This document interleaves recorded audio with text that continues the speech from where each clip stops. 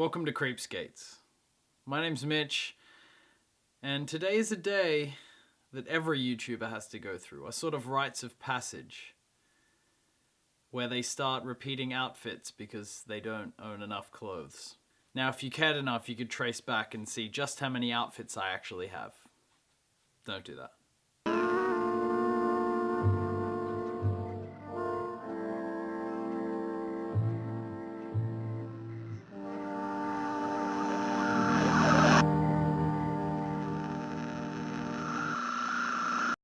Today we're looking at haunted film sets, cursed actors, and perhaps even some supernaturally abysmal plot lines. First up is something creepy from the set of Three Men and a Baby, a movie about three bachelors who share an apartment and the same ineptitude for any shred of maternal instinct or responsibility for their actions. Three incredibly eligible men hoping to meet some incredibly perfect women. So many women in so little time. And thus end up inheriting a young child conceived of Ted Danson's character, who plays an actor in the film, and one of his co-stars. I'll save you the trouble. They get pissed on, vomited on, and then they realize they're douchebags and learn a lesson. So in this one particular scene, this old woman that definitely has Werther's Originals in her handbag comes in and picks up the baby, who neglectfully hasn't been taken by child services yet. All the while, something becomes visible in between the curtains behind them. Yep, that's reportedly the ghost of a 9-year-old boy who lived in the apartment before it was put up for sale and used in the shooting of this delightful comedy for the whole family.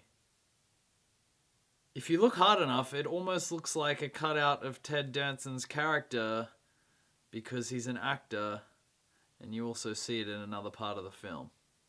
Now for The Exorcist. There are tales of strange events surrounding the year-long shoot, including the deaths of 9 people associated with the production, and stories of a mysterious fire that destroyed the set one weekend. That definitely wasn't religious fundamentalists, by the way. 2 actors also died before the film was released, and it definitely wasn't the normal passage of time. I've left a link if you want to read more about this. It's actually pretty cool. So this next one isn't a cursed set. It's actually a cursed script. The movie is Taken 2. First of all, I didn't mind Taken 1. It was a vacuous action movie, but it was good because Liam Neeson was a badass who snaps heaps of necks.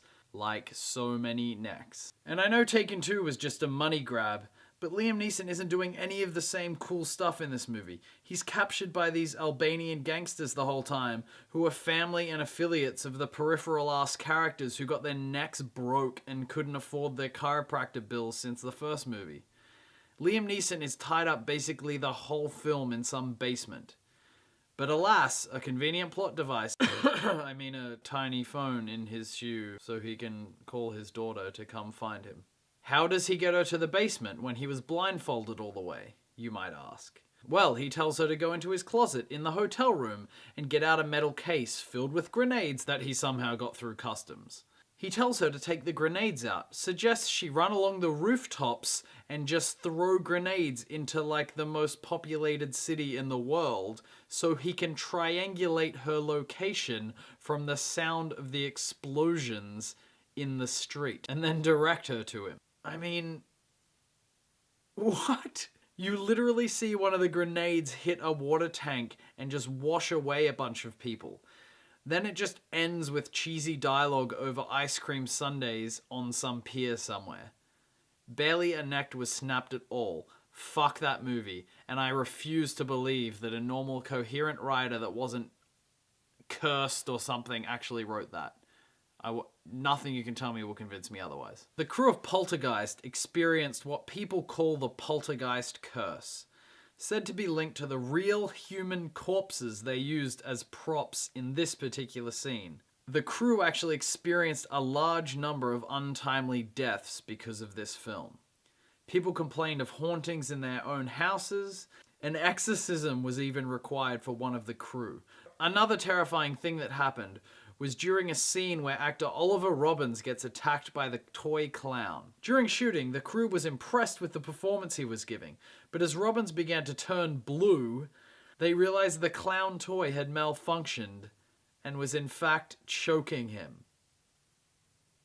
And even so, that couldn't top the pinnacle of the Poltergeist Curse, its inevitable remake. In terms of literature recommendations, a book called House of Leaves comes to mind. The book is written by Mark Z. Danielewski, and I'm definitely pronouncing that wrong.